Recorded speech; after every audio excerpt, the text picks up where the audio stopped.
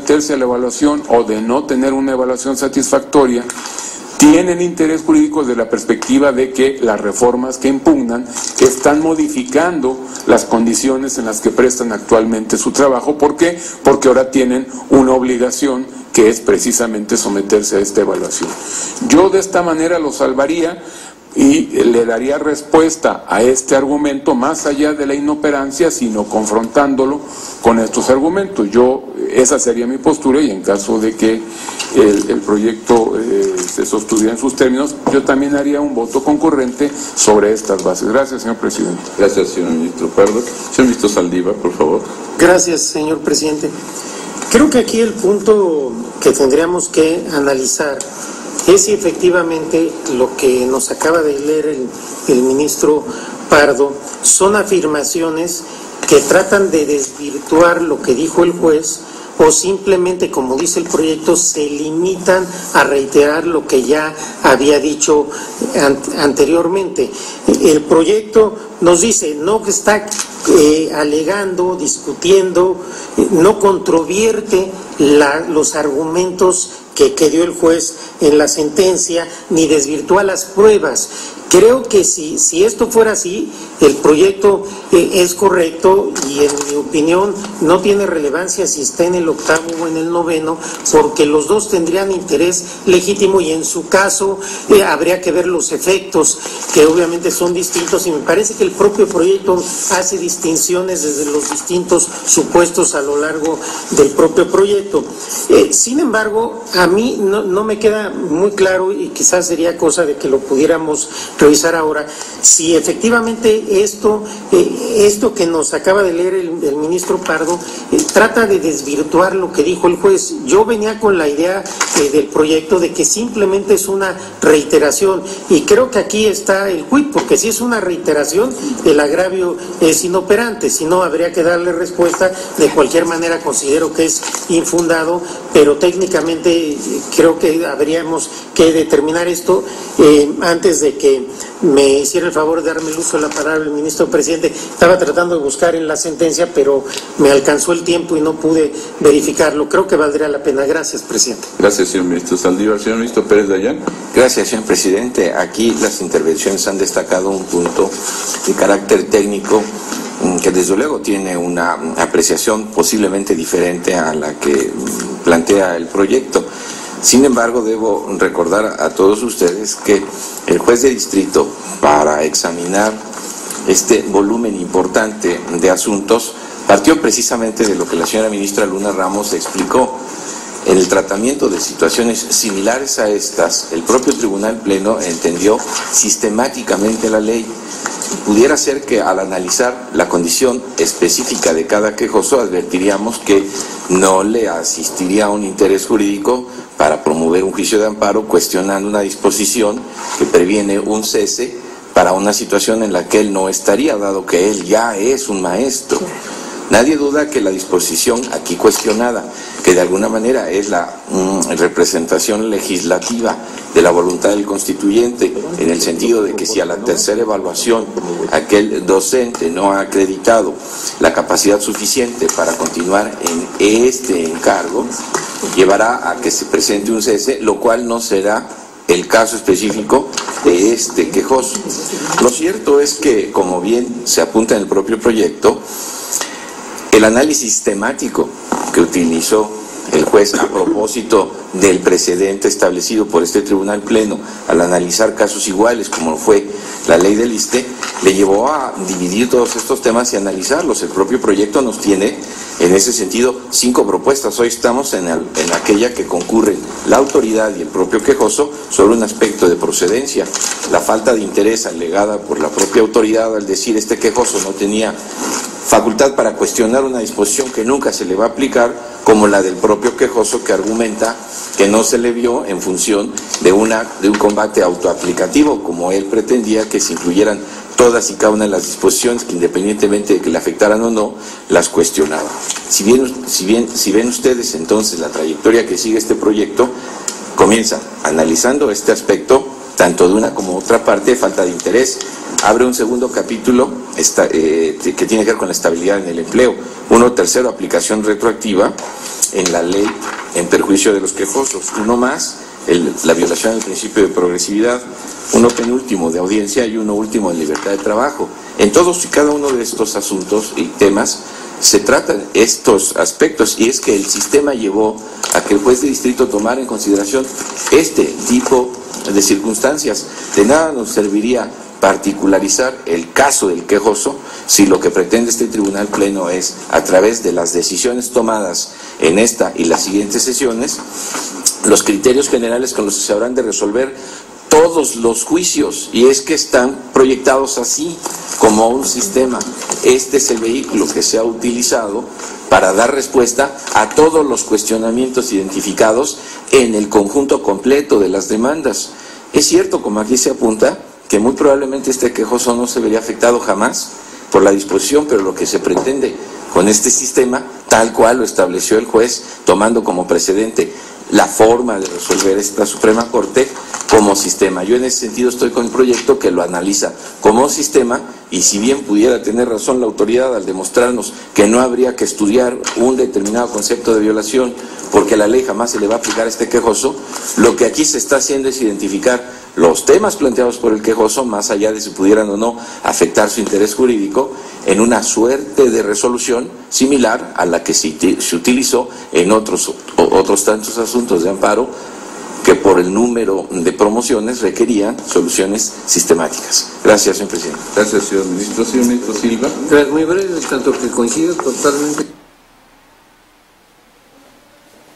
Después, por ser ministro Pérez, concretamente, estando de acuerdo con el proyecto, en tanto que en principio aborda la solución técnica del proyecto en función de la inoperancia, de lo que no alegó la autoridad responsable, debiéndolo teniendo la posibilidad de hacer, sino simplemente conformándose con reiterar lo ya alegado. Y después, precisamente en congruencia con el planteamiento que está haciendo el desarrollo del proyecto, advertirlo como un sistema y determinar inclusive en la parte final de este apartado, después de hacer los argumentos, de que ya se habrá de evaluar o resentir el perjuicio, el daño que se tiene en función de esa distinción de calidades de los nombramientos si se encuentran en el octavo o en el noveno, y aparte hace la advertencia el propio proyecto lo que se realizará en los siguientes apartados, como decía precisamente el señor ministro Pérez Dayán, y en esa lógica se va desarrollando. Pero aquí veo al ministro Saldívar en ese sentido, porque también coincido con él, hay que confirmar nada más efectivamente la pertinencia de esta afirmación ya con estos datos. Gracias. Gracias, señor ministro. Señor ministro Saldívar. Gracias, señor presidente. De la lectura que he hecho ahora rápidamente de algunas partes, tanto de la sentencia como de la revisión adhesiva, yo me confirmo con la idea del proyecto. Yo creo que sí hay una inoperancia y simplemente reiterar los argumentos, porque toda esta distinción que se hace del octavo, el noveno, etcétera, de los nombramientos, lo hace el propio juzgador viendo el tema como sistema, como bien decía el ministro Pérez Dayán, de tal suerte que yo estaría en este punto con el proyecto. Gracias, presidente. Gracias, señor ministro Saldívar. Señor ministro Franco. Gracias, señor presidente. He escuchado con toda atención las intervenciones y en este caso voy a sostener el proyecto. En primer lugar, la documentación, nosotros sí tuvimos acceso a los registros o a los recibos de nómina que se presentan y no hacen distinción alguna, nada más acreditan que evidentemente son personal docente y consecuentemente tienen legitimación como tales independientemente de la categoría que en ese momento tengan.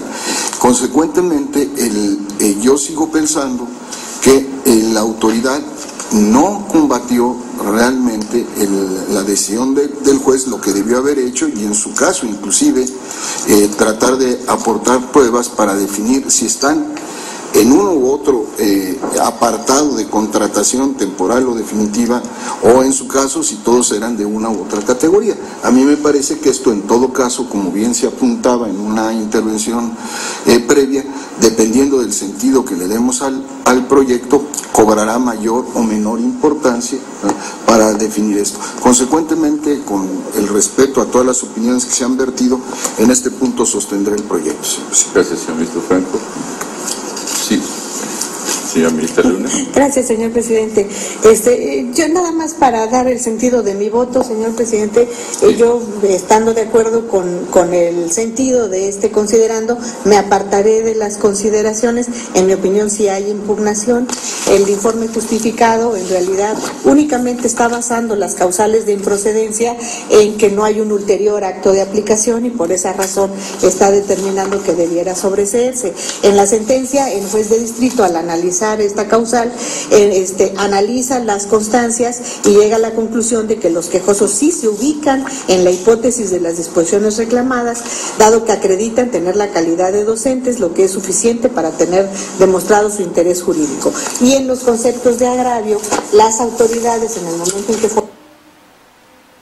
formulan el agravio, empiezan a desglosar precisamente estos dos artículos, el 8º y el 9º, para decir cuáles son los supuestos que se establecen, y luego dice, derivado del anterior, la aplicación de estos artículos se da en tales y tales circunstancias, y dice, en este orden de ideas se advierte que para estar en aptitud de tener alguna afectación a partir de la aplicación de los artículos 8º y 9º transitorios, es un presupuesto indispensable encontrarse dentro del personal con nombramiento definitivo o provisional, respectivamente. Ello en virtud de que solo en esas circunstancias la probable afectación por la aplicación que derive de dichos preceptos será personal y directa por tener repercusiones en la esfera jurídica propia. Por estas razones, yo haré un voto concurrente. Me apartaré de las consideraciones. Gracias, señor presidente. Gracias, señora ministra. Señor ministro Pardo. También para aclarar nada más, me parece que si hay un aspecto, lo que pasa es que el juez de distrito divide el estudio de la improcedencia en dos temas fundamentalmente. En primer lugar, analiza la naturaleza de la ley impugnada, del decreto impugnado, y llega a la conclusión de que se trata de una ley, de una norma autoaplicativa. Partiendo de esta base, a continuación hace un estudio del interés jurídico de los quejosos y llega a la conclusión que, con excepción de una de las quejosas que no aportó ningún documento, el resto sí acreditaban su interés jurídico porque acreditaban los elementos que señaló el propio juez, que tenían un nombramiento, en fin, no recuerdo, son tres aspectos concretos.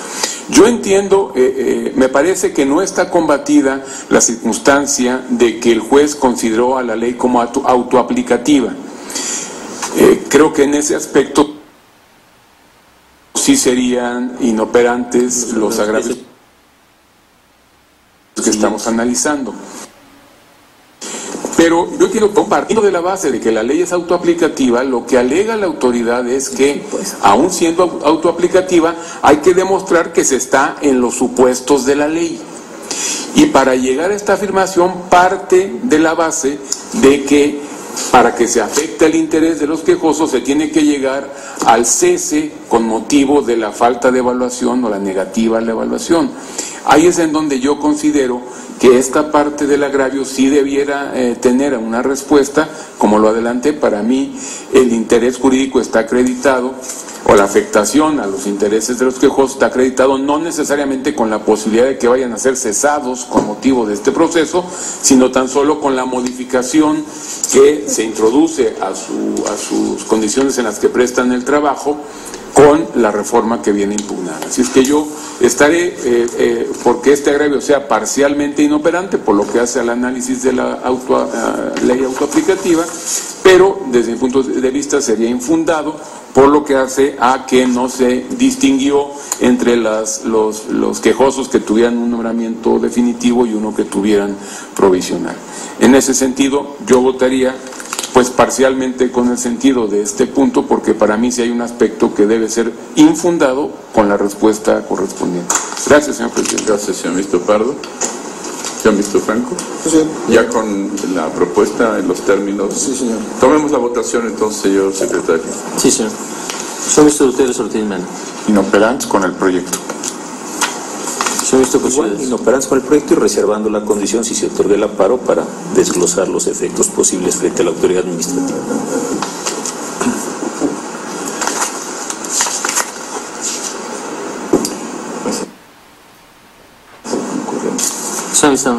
Con el sentido de considerando en contra de consideraciones. Con el proyecto. Con el proyecto. Yo me apartaría del sentido del proyecto. Para mí hay una parte que es infundada en este agravio. Favor del proyecto. Medina Mora. Con el proyecto. Sánchez Córdoba. Con el proyecto. Con el proyecto. Presidente Gabriel Morales. En los mismos términos del ministro Pardo. Señor Vicepresidente, me permite informarle que existe una mayoría de 9 votos a favor de la propuesta del proyecto, con voto en contra de consideraciones de la señora ministra Luna Ramos y precisiones del señor ministro Cosío Díaz, y voto en contra de los señores ministros Pardo Rebolledo y presidente Aguilar Morales. Parcialmente, desde luego. Parcialmente. Sí. Formularé el voto concurrente. Tome nota, señor secretario, sí. Y el señor ministro Pardo también.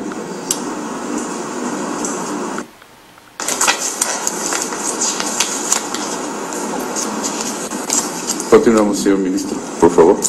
Sí, señor presidente. Me ubico y sigo ubicado en el considerando octavo, pero ahora voy a desarrollar la parte de los agravios que se presentaron respecto de la revisión principal en este asunto. Y está dividido en 7 apartados,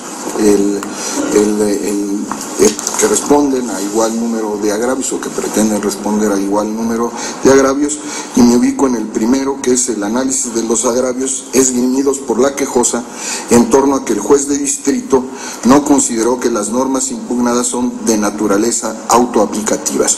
Esto corre de las páginas 69 a 70. La recurrente se duele de que el juez de distrito no consideró que las normas impugnadas le causan afectación a su esfera jurídica por su sola entrada en vigor. El proyecto consulta que dicha afirmación parte de una premisa falsa, lo que torna el agravio inoperante, pues de la lectura de la sentencia recurrida del juez se desprende que el mismo sí consideró que las normas impugnadas afectaban su esfera jurídica por su sola entrada en vigor. En síntesis, este es el planteamiento en este agravio. Gracias, señor ministro. Está a su consideración, señoras y señores ministros, la propuesta en este aspecto. Y no hay observaciones. Les pregunto, en votación económica se aprueba. Queda aprobado, incluyendo el voto del señor ministro Silva. Continuamos, por favor, señor ministro. El segundo de los agravios se analiza de las páginas 70 a 86. En este se esgrime por la quejosa en una posible vulneración a lo dispuesto en el artículo 123 constitucional, así como que las relaciones del personal docente con el Estado deben erigirse exclusivamente por leyes de índole laboral. Con el propósito de analizar dichos agravios es necesario precisar que en principio es cierto que las relaciones laborales del personal docente, así se reconoce en el proyecto, que presta su servicio en favor del Estado, se encuentran reguladas en parte por las disposiciones contenidas en el apartado B del artículo 123 constitucional, y que conforme a la fracción novena de ese precepto constitucional, por regla general, los trabajadores al servicio del Estado solo podrán ser suspendidos o cesados por causa justificada en los términos que fije la ley. Dicha disposición se refiere a aquellos que tengan un nombramiento de base, quienes en caso de separación injustificada tendrán derecho a optar por la reinstalación en su trabajo o por la indemnización correspondiente. La regla general antes señalada admite diversas excepciones previstas también a nivel constitucional, tal como es el caso de la reforma al artículo 3º constitucional, fracciones segunda y tercera, publicada en el Diario Oficial de la Federación el 26 de